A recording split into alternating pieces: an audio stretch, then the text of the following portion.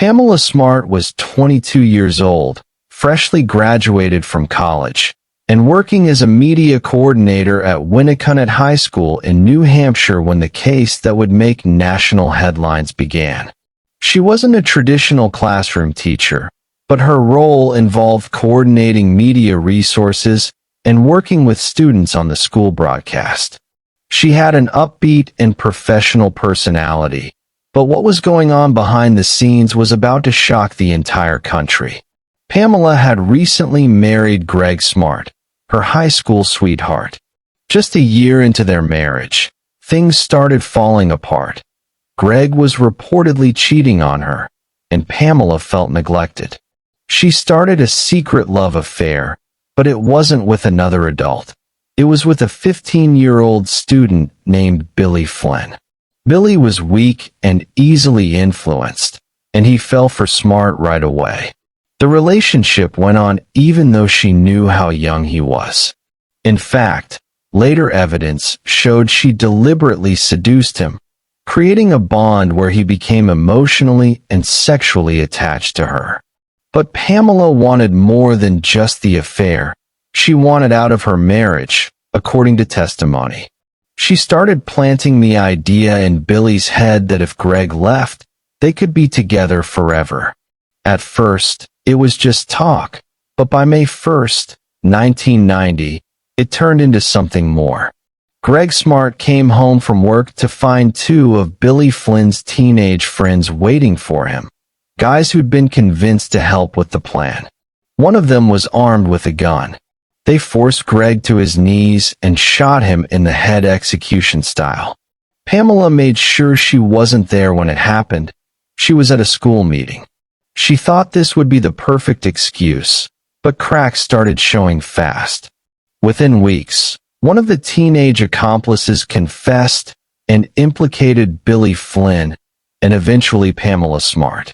At the trial, Flynn testified that Pamela was the mastermind, that she pressured him to kill Greg, and that she made him promise to prove his love by doing it. Throughout the trial, Pamela Smart maintained her innocence. She claimed that Billy killed Greg in a jealous rage and that she had no idea it was going to happen. But the jury wasn't convinced. One of the most damning pieces of evidence was a secret audio recording of Pamela talking to another student, someone she thought was a friend. In the recording, she never directly admitted to planning the murder, but her dodging, nervous laughter, and the way she talked about covering it up left a strong impression on the jury. In 1991, Pamela Smart was convicted of first-degree murder conspiracy, committing the murder and witness tampering. She was sentenced to life without parole. Pamela was sent to Bedford Hills Correctional Facility for women in New York. Her case became one of the first in U.S. history to turn into a national media spectacle. The trials were televised, popular newspapers covered it nonstop, and there was even a Hollywood movie called To Die For, starring Nicole Kidman, loosely based on the case. Over the years, Smart gave interviews from prison, always insisting she never ordered the killing. Her appeals were denied again and again. The scariest part of the story isn't just that a woman. On the CELTA website, there was a story about a teenage boy she was involved with. She convinced him to kill her husband, and he did it. The manipulation, the cold control, it was all wrapped up in the image of a very enthusiastic young school employee. That's what made this case stand out. She's now spent over 30 years in prison. Billy Flynn, the boy she manipulated, was released in 2015 after serving his sentence. Pamela Smart will die behind bars. Number 2. Carla Hughes. Carla Hughes was a 25-year-old middle school teacher in Jackson, Mississippi. Those who knew her described her as smart, ambitious, and well-behaved. She worked as a language arts teacher. She was even enrolled in graduate school at Jackson State University. But beneath her seemingly promising life, there was a dark, obsessive relationship that would soon turn into one of the coldest murders the state had seen in years. In 2006, Carla was secretly dating a fellow teacher named Kian Bittman. The problem was Kian was already engaged to someone else, a woman named Avis Banks. Avis was 5 months pregnant. Carla knew about Avis and the baby. In the days leading up to the murder, her behavior started to change. She became increasingly jealous, more anxious, and, as prosecutors would later say, more and more desperate. On November 29, 2006, Avis Banks got home from work.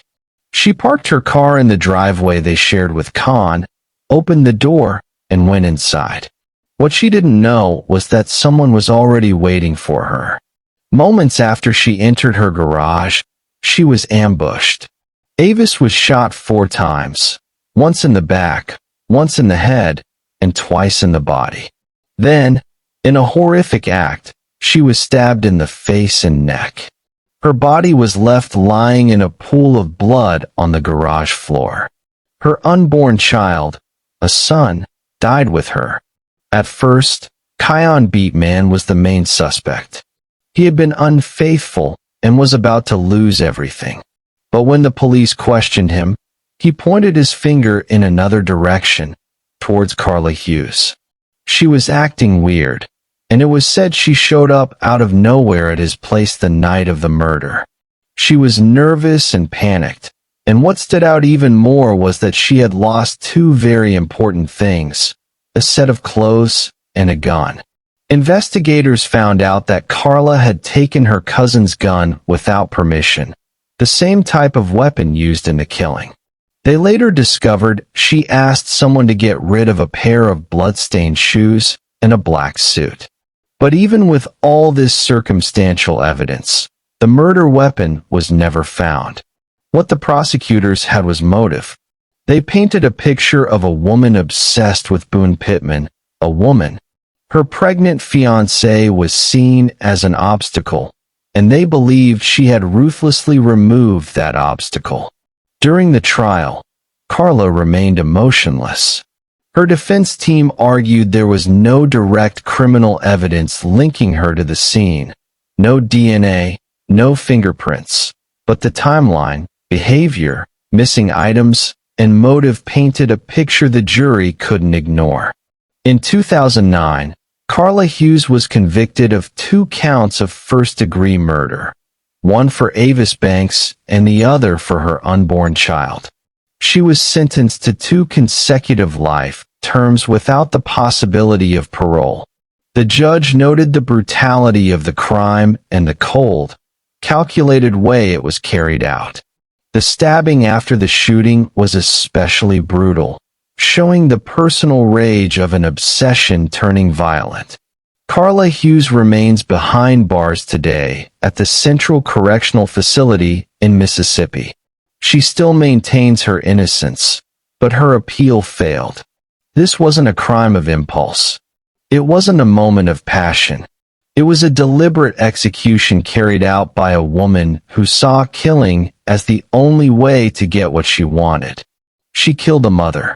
She killed a child and threw her own life away in the process. Number 3. Jacqueline.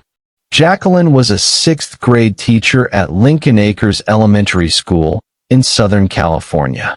To the outside world, she was a model teacher, someone who had won awards, including being named Teacher of the Year by her school district. But in March 2023, her reputation and career came to an abrupt end after serious allegations involving a former student. The case began when the family reported a 13-year-old boy to law enforcement, expressing concerns about messages and behaviors that suggested the teacher crossed professional boundaries. Once the police launched an official investigation, they started collecting electronic evidence, including communications between her and the student. Investigators reportedly found messages indicating an inappropriate relationship. The messages showed a lot of emotional manipulation and secrecy. According to the authorities, the teacher allegedly used possessive and romantic language toward the student and was jealous of his interactions with other kids. The relationship reportedly started when the student enrolled in her class. Jacqueline Ma was arrested at her school on March 7, 2023, and charged with multiple criminal offenses related to misconduct with a minor, including illegal communication and abuse of authority. Her bail was initially set at $100,000, but just 2 days later, on March 9, she was taken back into custody after further investigation uncovered more evidence. More troubling evidence has come up, including new allegations involving a second student. Her bail was raised to $1.9 million. In total, Ma has been charged with over a dozen serious crimes, including communicating with a minor with intent to commit a felony, sending harmful material to a child, and other related charges. Prosecutors argued that Ma engaged in deliberate efforts to hide the nature of her communications, using school supplies and digital platforms to keep in touch outside of regular school hours.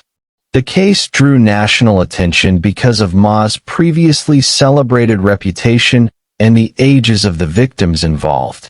Ma initially pleaded not guilty. However, given the amount of evidence, including digital records and witness testimony, she later accepted a plea deal. In early 2024, she pleaded guilty to multiple criminal charges and was sentenced to 30 years to life in prison.